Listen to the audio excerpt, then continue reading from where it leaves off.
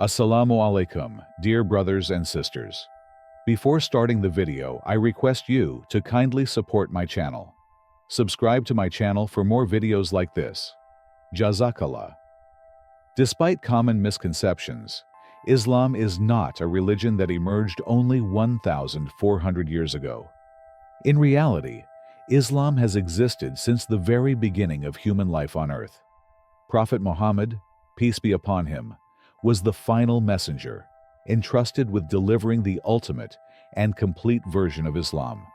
His teachings were a continuation and fulfillment of Allah's divine message, which had been revealed to all the prophets and messengers before him. The origins of Islam. During the 6th century CE, Arabia was a land where polytheism was widespread, with various tribes and communities worshipping multiple gods and goddesses. Prophet Muhammad, peace be upon him, was born into a merchant family that played an active role in Arabia's trade networks. His travels exposed him to the diverse religious beliefs and customs of different societies. Disturbed by the prevailing beliefs and moral corruption of his people, Prophet Muhammad, peace be upon him, often sought solitude. Around the age of 40, he began experiencing visions that later came to pass. He frequently retreated to the cave of Hira, on the outskirts of Mecca, for deep reflection and meditation. Then, on a life-changing night in 610 CE, while meditating alone in the cave of Hira, the first revelation of the glorious Quran was revealed to him. The Night of Glory. Laylatul-Qadr, also known as the Night of Glory, is the sacred night when the Quran was first revealed to Prophet Muhammad, peace be upon him, through the angel Jibril. Although the Quran was revealed gradually over 23 years, its first verses were sent down on this extraordinary night, making it a pivotal event in the history of Islam. The exact date of Laylatul-Qadr remains unknown, but it is believed to fall on one of the odd-numbered nights within the last 10 days of Ramadan, the 9th month of the Islamic lunar calendar. Considered the holiest night of the year, Muslims dedicate this time to worship, prayer, and seeking divine blessings. The Revelation, Quran. The account of the first revelation is narrated as follows. The angel came to him and asked him to read. The prophet replied, "I do not know how to read." The prophet added, "The angel caught me forcibly and pressed me so hard that I could not bear it anymore. He then released me and again asked me to read. I replied, 'I do not know how to read.' Thereupon, he caught me again and pressed me a second time till I could not bear it anymore. He then released me and again asked me to read. But again I replied, 'I do not know how to read.' Thereupon, he caught me for the third time, pressed me, and then released me and said, 'Read in the name of your Lord who created man from a clinging clot. Read, and your Lord is the most generous, who taught by the pen.'" Bukhari. At first, Prophet Muhammad, peace be upon him, was confused and did not understand the experience. After describing what had happened to his wife Khadijah, she comforted him and stood by his side. Upon receiving further revelation, he was instructed to convey Islam to his people. However, unlike Khadijah, they were not understanding. Most of them rejected his message, believing his words would anger their gods and disrupt their prosperous trade routes. Despite their opposition, they refrained from taking any action beyond harsh words, because Khadijah held great influence in Mecca, and his uncle Abu Talib was the chief of the Banu Hashim clan. This provided Prophet Muhammad, peace be upon him, with some degree of protection. However, in 619 CE, both Khadijah and Abu Talib passed away. This year became known as the Year of Sorrow. Following his mourning, Prophet Muhammad, peace be upon him, and his small group of followers were exposed to physical persecution from the Quraysh tribe, which controlled Mecca. Migration, Hijrah. In 620 CE, during the pilgrimage season, Prophet Muhammad, peace be upon him, met with delegates from Medina and presented the message of Islam to them. Convinced by his words, they accepted Islam and promised to preach it to their people. They hoped to unite the bickering tribes of Medina under the banner of Islam. Their efforts were quite successful, and Islam spread throughout Medina. 2 years later, a group of 73 men and 2 women traveled from Medina to Mecca, about 400 kilometers, to secretly pledge their allegiance to Prophet Muhammad, peace be upon him. Upon hearing about this incident and fearing the consequences of Islam gaining ground, the Quraysh planned to assassinate him.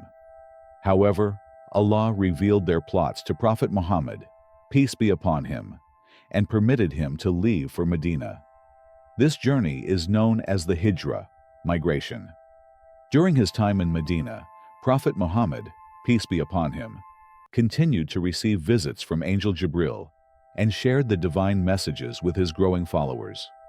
Islam spread far and wide, and before long, the first Islamic community was established. This model for the Islamic State was based on the principles of sovereignty of Allah, justice, consultation, accountability. Prophet Muhammad, peace be upon him, led the people of Medina through hardships and triumphs, fostering a strong sense of community and brotherhood among the believers. Prophet Muhammad's return to Mecca. In 628 CE, Prophet Muhammad, peace be upon him, saw in a dream that he, along with his followers, had performed pilgrimage in Mecca. He saw this as a directive from Allah.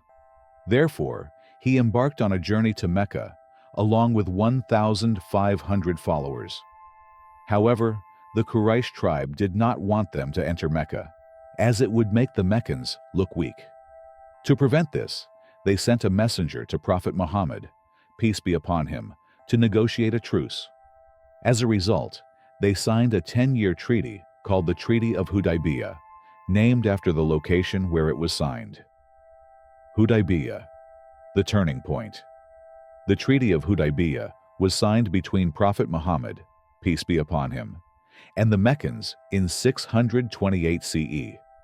It contained the following terms. No one. The Muslims had to return to Medina this time, but would be allowed to enter Mecca the following year to perform the pilgrimage. Number 2. The Muslims would not be allowed to carry any weapons during the pilgrimage, except for sheathed swords in their bags for self-defense. Number 3. Any Meccan who wished to join the Muslims and migrate to Medina would have to be returned to Mecca. However, any Medinan who wished to join the Meccans and migrate to Mecca would not be returned. Number 4. Both sides would refrain from any hostilities or violence for the duration of the treaty. Number 5. Other tribes were allowed to join the treaty and choose their allegiance. Importance of the treaty. The Treaty of Hudaybiyyah was a significant moment in Islamic history for several reasons. Firstly, it allowed the Muslims to perform the pilgrimage to Mecca, a sacred duty for all believers that had been denied to them for many years.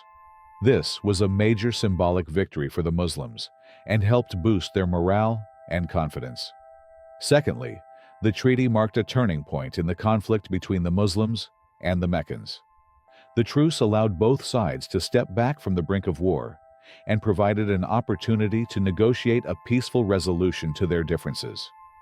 Thirdly, the treaty demonstrated Prophet Muhammad's, peace be upon him, skill as a negotiator and his commitment to finding peaceful and practical solutions to conflicts. Although the terms of the treaty were not entirely favorable to the Muslims, Prophet Muhammad, peace be upon him, understood that this was the best possible outcome at the time and was willing to make concessions for the sake of peace. Lessons for Muslims today. The Treaty of Hudaybiyyah holds many important lessons for Muslims today. Firstly, it teaches the importance of patience, perseverance, and trust in Allah's plan. The Muslims had struggled for many years to establish their religion, facing numerous obstacles and setbacks. However, they did not give up hope, and eventually, their patience and perseverance paid off. At a time when Arabian tribes were divided and often in conflict, Prophet Muhammad's, peace be upon him, message of monotheism and social justice resonated with many. By uniting these tribes under a common religious and political banner, Islam fostered unity and cooperation among its followers. This unifying force is still evident today, as Muslims from diverse backgrounds and cultures find common ground in their shared faith. The expansion of Islam. Under the leadership of Prophet Muhammad, peace be upon him, the Muslims secured a series of military victories that not only expanded the reach of Islam, but also reinforced his role as a divinely guided messenger. These successes played a crucial role in establishing Islam as a growing religious and political force.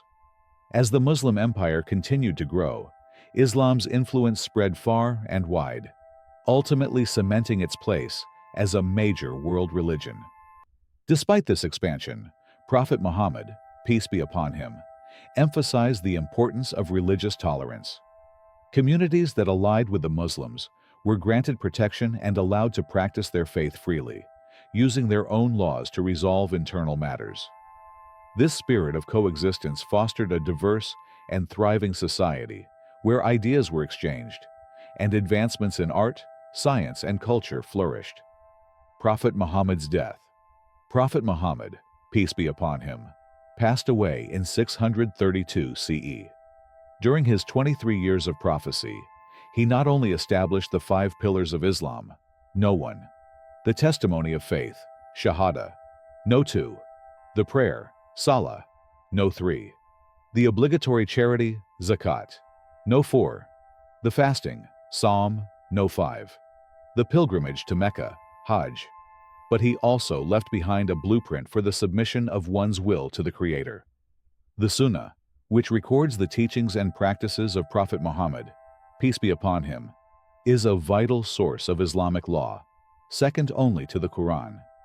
It provides guidance on all aspects of life, helping Muslims follow the Prophet's example. Today, Islam stands as the second largest religion in the world, with billions of followers. The legacy of Prophet Muhammad, peace be upon him, continues to influence and inspire people globally, remaining deeply relevant in modern times. Thank you for watching my video. Don't forget to subscribe to my channel and turn on the notifications to stay updated. See you in the next video. Allah bless you all.